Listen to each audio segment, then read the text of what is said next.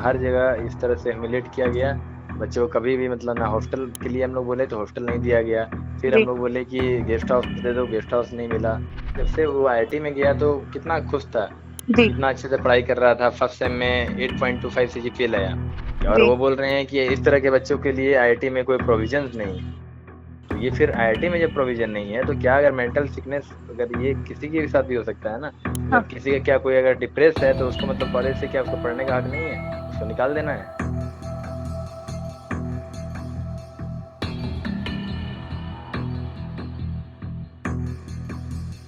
आज मुझे जीते जी मतलब बड़ा भाई होने के बावजूद मुझे उसको मुखाग्नि देना पड़ा। मैं कभी सपने में नहीं सोचा था ऐसा। वहां पे मम्मी को बोला जा रहा है कि आप, हम लोग तो हजार हजार बच्चे को संभाल लेते हैं, आपसे एक बच्चा नहीं संभाला जाता, ये क्या मतलब हुआ? अगर ऐसे कोई पेशेंट जो भी है, बच्चा जो पढ़ना चाह रहा है, जो सफर कर रहा है, अगर मेंटल डिसऑर्डर से भी अगर जूझ रहा है तो उसको तो और सपोर्ट की जरूरत है ना। उल्टा उसको आप डिमोरलाइज कीजिएगा, उसको बार बार परेशान कीजिएगा तो वो कैसे सर्वाइव करेगा? ये क्या तरीका है? क्या इस पे कोई गाइडलाइंस नहीं है? क्या आईआईटी में क्या ऐसा रूल नहीं है? आईआईटी दिल्ली में पढ़ रहे छात्र ऋषिकेश के साथ आखिर हुआ क्या? 22 अगस्त को एक बिल्डिंग पर चढ़कर ऋषिकेश ने अपनी जान दे दी। वो सुबह 8 बजे के करीब इंस्टीट्यूट में पहुंचे थे। उसके बाद वो लेक्चर हॉल की तरफ जा रहे थे, लेकिन इसके पहले कि वो कोई लेक्चर अटेंड करते वो एक बिल्डिंग से कूद गए। उनके परिवार वालों को बुलाया गया और ऋषिकेश की बॉडी को वापस पटना भेज दिया गया। तमाम तरह के आरोप यहाँ पर लगाए जा रहे हैं परिवार की तरफ से। परिवार का कहना है कि आईआईटी दिल्ली का कोई सपोर्ट नहीं था, हॉस्टल की लगातार मांग कर रहे थे। पिछले कुछ दिनों से ऋषिकेश की तबीयत नासाज चल रही थी, वो ठीक से कंसंट्रेट अपनी स्टडीज़ पर नहीं कर पा रहे थे, परेशान थे, हॉस्टल की लगातार डिमांड कर रहे थे। उनकी मदर भी लगातार उनके साथ विज़िट कर रही थी, वो भी हॉस्टल के लिए मांग कर रही थी। लेकिन परिवार का आरोप है कि उन्हें ह्यूमिलिएट किया गया, उनकी मदर को भी ह्यूमिलिएट किया गया। ये इस वक्त एक बड़ा क्वेश्चन बन चुका है। अंदर लगातार तमाम छात्र प्रोटेस्ट कर रहे हैं, जस्टिस मांग रहे हैं ऋषिकेश के लिए। यहाँ पर जो सिस्टम है कि किस तरह से स्टूडेंट्स को ट्रीट किया जाता है अगर उन्हें कोई परेशानी हो, उसके लिए जो भी लोग अकाउंटेबल हैं उनके रेजिग्नेशंस मांगे जा रहे हैं। प्रोटेस्ट जारी है, लेकिन परिवार के क्या क्या आरोप है उन्हें टटोलने की हम कोशिश लगातार कर रहे हैं। हमने ऋषिकेश के भाई अभिषेक से फ़ोन पर बात की है। अभिषेक ने कई बड़ी बातें सामने रखी है। उन्होंने क्या क्या कहा है एक बार आप वो सुनिए, उसके बाद आगे की बात करेंगे। ऋषिकेश से आपकी आखिरी बार कब बात हुई थी? वही लास्ट डे मतलब साइड के लास्ट डे मतलब रात में बात हुई थी हम लोग की। क्या उस दिन बात हुई मम्मी, थी, थोड़ा बता सकते हैं? हाँ उस दिन भी वो मतलब बहुत बोल रहे थे मेरा सर दर्द कर रहा है, उसको बहुत परेशान कि बहुत अब नहीं मन करता है मेरा, अब आईआईटी में नहीं रहने का मन करता है, अब हम टूट चुके हैं, इस तरह से मतलब उसको थॉट था। चलो घर चलो मम्मी, हमको आईआईटी नहीं करना है, अब नहीं रहना है, इस तरह से बोलता था। तो फिर अगर वो घर जाना चाहते थे तो पेरेंट्स की तरफ से क्या कहना था उस पे? हम लोग तो वही जो बोला तो वही किए हैं। उससे पहले ही उसको मतलब विड्रॉल जो फिर था, थर्ड सेम से भी हम लोग विड्रॉल के लिए एप्लीकेशन फिर डालेगी। फिर डॉक्टर भी बोले कि ठीक है, तब जब यही चाहता है, ये नहीं अभी कंटिन्यू करना चाह रहा है, तो बोला कि ठीक है, तो सेकंड थर्ड सेम से भी इसको विड्रॉल दिलवा देते हैं। जी। और फिर जब वो नेक्स्ट फोर्थ सेम में आएगा, अगला 6 महीना बाद आएगा, तो फिर अपना वो इधर का भी क्लियर कर लेगा, बैकलॉग एक साथ अपना क्लियर करेगा। कम से कम एटलीस्ट तो उस पे बर्डन तो नहीं रहेगा ना, इस तरह से तो नहीं बोलेगा। तो वही चीज था, उस पर कभी हम लोग जोर नहीं दिए इस तरह की कि नहीं तुमको करना ही करना है, आईटी करना है। उस दिन आपको कैसे पता चला कि ये हुआ है, ये घटना हुई है? किसने आपको बताया, किसने फ़ोन किया? नहीं मुझे सुबह सुबह 10 बजे पुलिस वहाँ बगल का जो किशनगढ़ का पुलिस थाना से मुझे ये कॉल आया था। जी।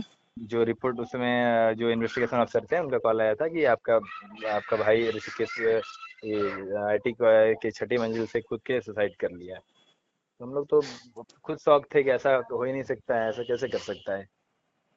फिर मम्मी को भी नहीं पता था, मम्मी तो खुद सोई हुई थी, मम्मी घर में अकेली। अब मम्मी को छोड़ के आराम से सुबह सुबह चला गया।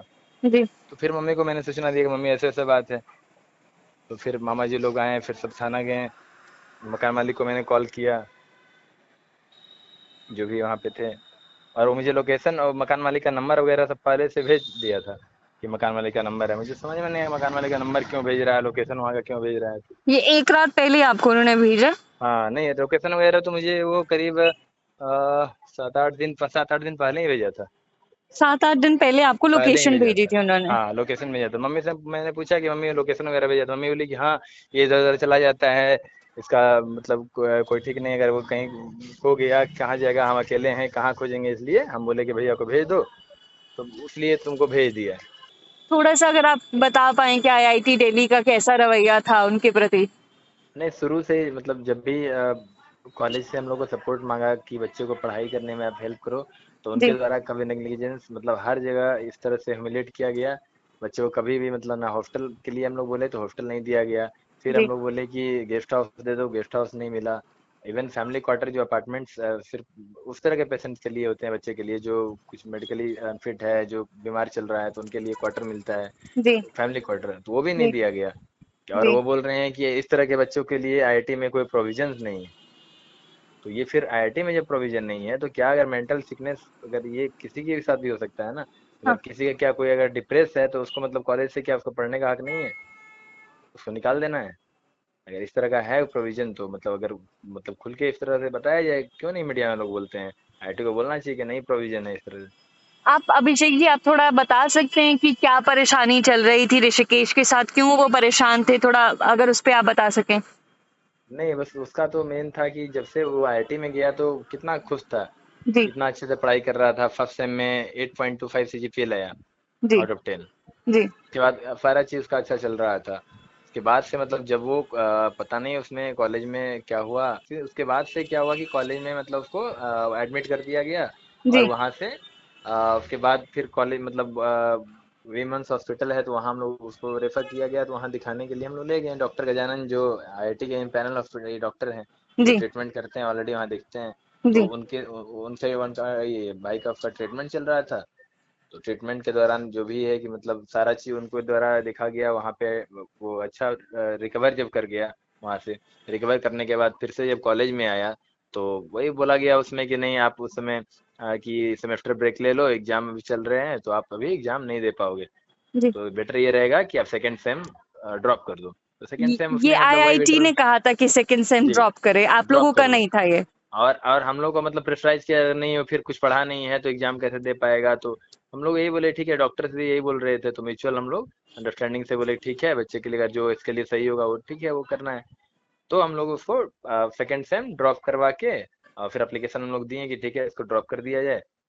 जी, और अगले साल मतलब थर्ड सेम में जब हो जाएगा तो सेकेंड सेम का वो कवर कर लेगा। लेकिन थर्ड सेम में जब वो गया, तो थर्ड सेम में फिर से वही स्थिति, वो फिर गया तो कॉलेज में वहाँ पे उसको हॉस्टल फिर नहीं दिया गया। तो भाई का कहना था कि मतलब हॉस्टल में रहेंगे, हॉस्टल में जी, रह के पढ़ाई अच्छे से हो पाएगी, और वो बच्चे के साथ मतलब वो जो वहाँ सराउंडिंग मिलेगा, तो वो चीज़ घर से नहीं हो सकता है ना। वो रूम लेके मतलब क्यों रहेगा, और मम्मी को परेशानी था, हम लोग को एक क्वार्टर रूम लेना पड़ा, छोटा सा रूम था 2 रूम का।